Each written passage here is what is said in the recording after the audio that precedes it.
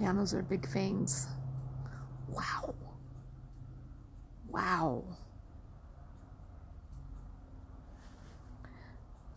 I guess I thought she was done eating that roach, but being that that thing can still move around, I guess she wanted to wrap it up in silk before she continued eating it.